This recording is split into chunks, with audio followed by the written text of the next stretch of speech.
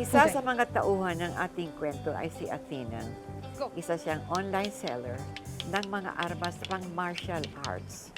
Madalas ay katulong niyang kapatid niyang si Apollo sa paggawa ng mga instructional videos at pagbibenta ng kanyang mga produkto online. So ayan guys, nagamit namin ngayon ay ang Eskrima stick. Sobrang bilis nilang gamitin.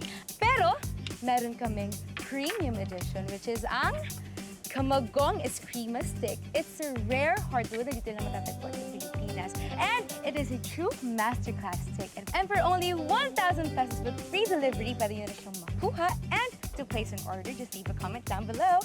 Bye guys! Bye.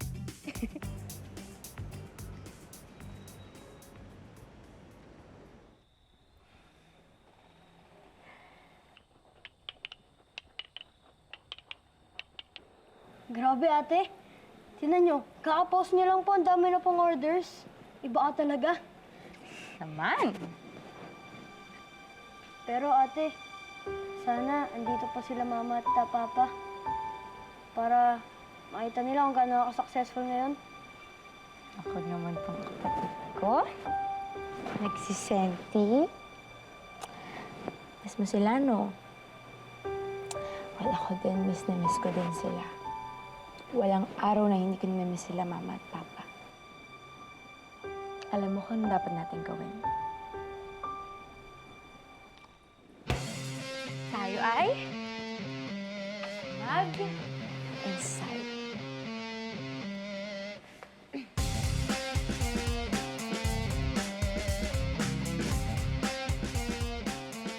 Okay.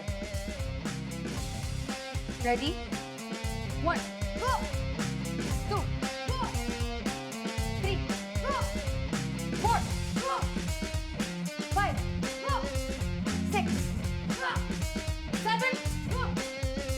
8, 9, 10,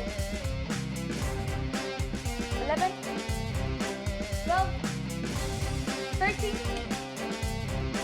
14! Ha!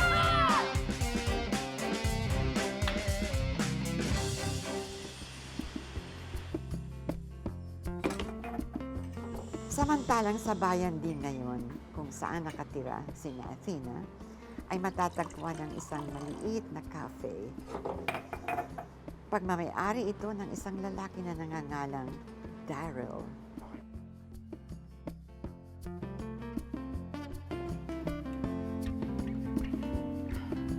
Sheena, pakidala nga tong drink sa table number 4.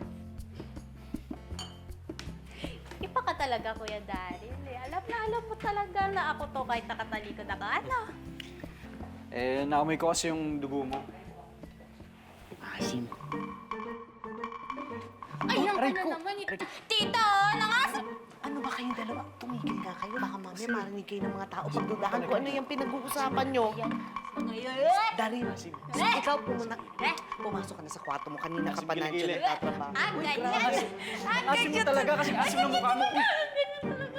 Uy, ano ba? Sinabi na tumigil. Aray ko! Salamat ko! Sige na, ituloy mo na yung drinks. Ikaw, ha? Love you, tita. Ma, nadal ko yung...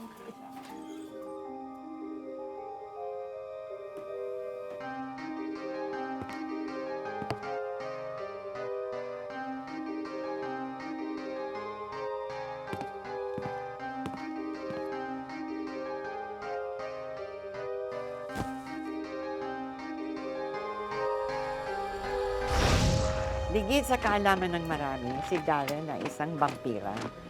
Pero hindi siya masamang vampira. Hindi na siya pumapatay ng tao para makainom ng dugo. Dahil dugo na ng hayop ang kanyang iniinom. At ang tanging nakakaalam lang sa totoo niyang pagkatao ay ang magtiyahin na sina Gloria at Sheena